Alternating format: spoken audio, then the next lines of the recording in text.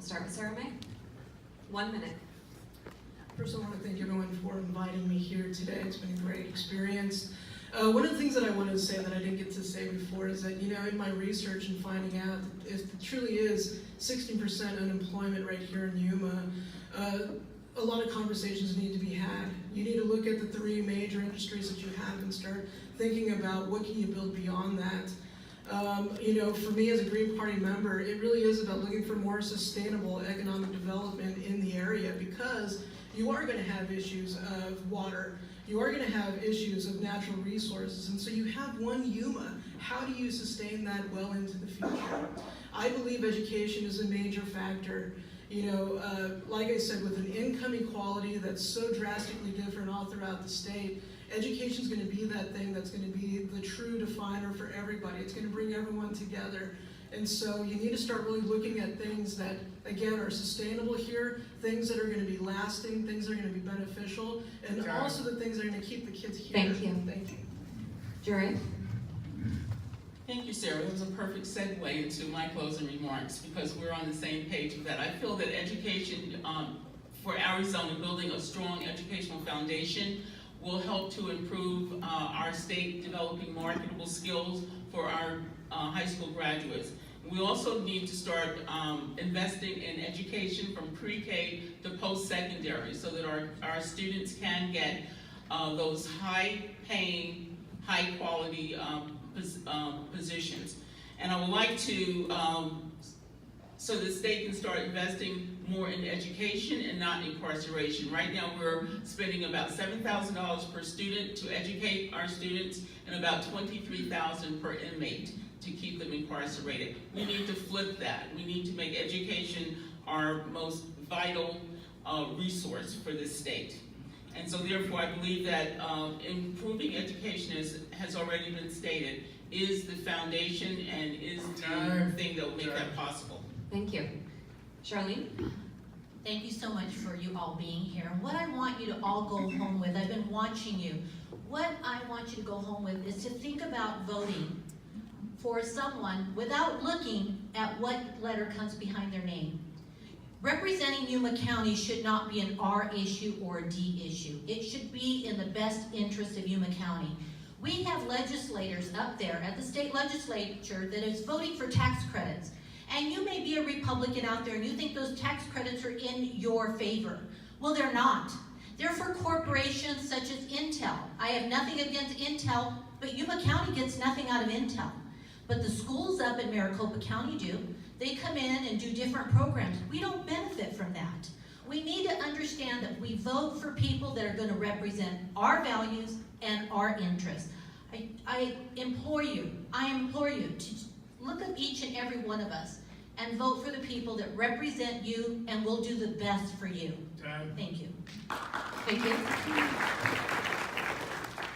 Lisa? Okay, thank you. So obviously I'm deep in water. I'm also very deep in best land management practices and other things that affect our state. I'll be working towards that continually and continue my WaterWise Arizona program to help educate legislators at the Capitol, along with all my Water Buffalo experts and friends that I've made for 6 years of networking with the agricultural community and those in water. I also want to say something, and then that is, Mr. Shooter talked about the voters' right to vote for taxes. But it's very difficult right now when your right to bring an initiative to the ballot has really been imposed upon.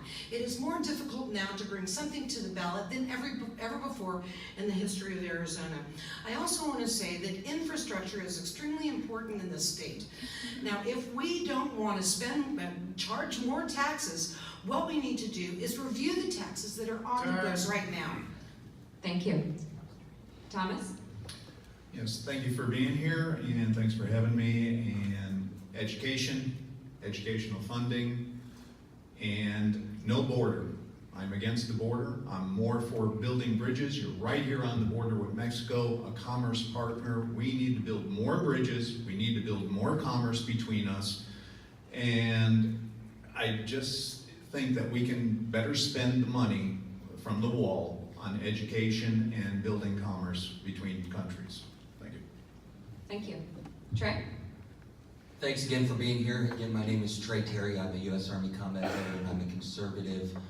4 generations of my family live in this district. I grew up in this district, graduated high school here.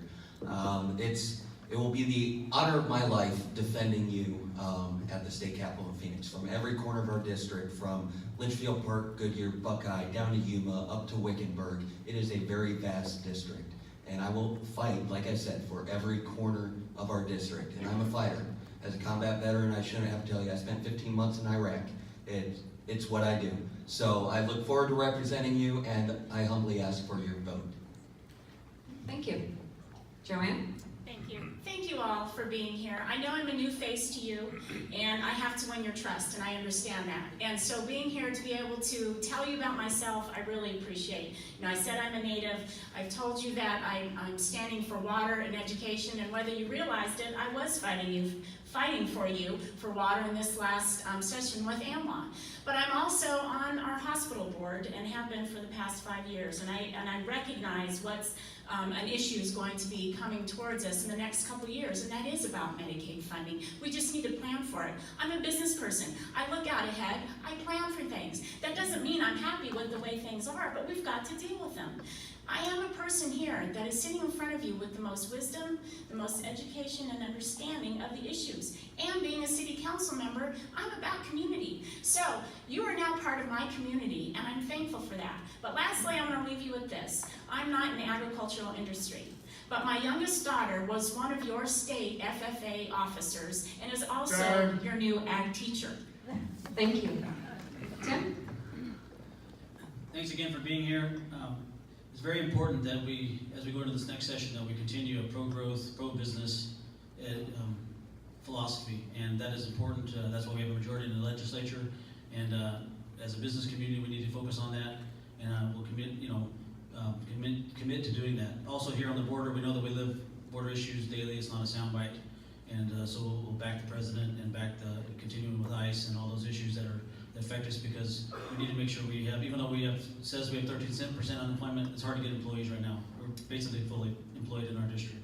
So we'll continue to work on those issues along with water and making sure that we keep water on the river. And thank you. It's www.timdunn.az.com. Thank you. Darren? Thank you guys. Again, Darren Mitchell, been representing you for 6 years. The next session, as I see it, it's going to be 3 major things. It's going to be water, tax and regulatory reform, and K-12 funding reform. Those are the things that we can do and have to do in the next session. I've heard things said today about differences between Democrats and Republicans, and while a couple of those issues, we get along really well. And Yuma has 2 districts, and it has a strong voice on water and some of the other issues as well, which is a good thing. We do not agree on a glowing speech on the great things of the regulatory state of California, however. I just don't see that as something that, if you believe in that, you're not going to find me as somebody you want to vote for. If you believe in Medicaid expansion was a great thing, and that somehow we are going to miraculously come up with an extra $1 billion when the feds stop funding it without raising taxes, you have another thing coming. We simply cannot do it. So when Obamacare Medicaid expansion happened 6 years ago, we knew this was coming. I voted against it. I argued against it. My opponent wants to bring it back and pay for Thank it. you. Red card. Michelle, closing statements. Well, thank you to the Yuma Chamber, and thank you again for attending today. I'll get straight to the point. The decision we all have to make in the upcoming election comes down to one thing. Who do you trust? Who can you trust to go to the Capitol and fight for you? Who can you trust to bring people together and solve problems? Who can you trust to be ethical and accountable to the voters in the district? I've devoted my life to service.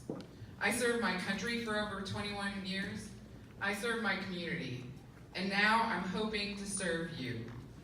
That may sound simple, but I truly believe it's the most important factor when deciding who to vote for. I'm retired Master Sergeant Michelle Harris, and I'm not just asking for your vote, I'm also asking for your trust. Thank you. Sina? Again, thank you for everyone being here and all the organizers. I will continue to prioritize issues that are important to Yuma as a fellow farmer and part of the agriculture family, the fight's different when you're fighting for your family. I'll continue to protect Yuma's water and our ag industry, along with the other important issues, road and infrastructure funding, keeping the border secure, supporting our military and our veterans and our public safety personnel, along with education funding. I've proven that I will represent Yuma, the people of Yuma, and bring your voices and your values to the Capitol. And I pledge to make you proud that I'm your senator. I'm committed to being available to you. I will listen to you, I will learn from you, and I will continue to serve you to the best of my ability. I'm Sina Kerr, and I ask for your votes so that I can continue fighting for our shared values. Thank you. Brent? Thank you. LD 13 is without a voter-elected state senator. The voters have a choice. Brent Backus, a Reagan conservative businessman and political outreach director for the Arizona 10th Amendment Center, or a persona non grata lawmaker who was expelled from the House. Or you have a political cronyism candidate who supports federal subsidies and the right of employers to hire anyone they wish, i.e. illegals. All right, be with Backus to protect the Constitution, to protect the taxpayer, to be tough on illegal immigration, and to reform education. Thank you. Don? Give up the day job, Brent. Thank you. Before I forget, I'd like to thank Tim and Sina for stepping up to the plate. They, it's been a rough year for District 13, so thank you for that. This is not an easy business that we're in. But I would encourage you, I would encourage all of you out there to consider this, and this is not personal or anything. If you want to protect Yuma's water, you vote for Shooter and you vote for Dunn. And that's one man's opinion, but it's the truth. That's all I gotta say. Thank you.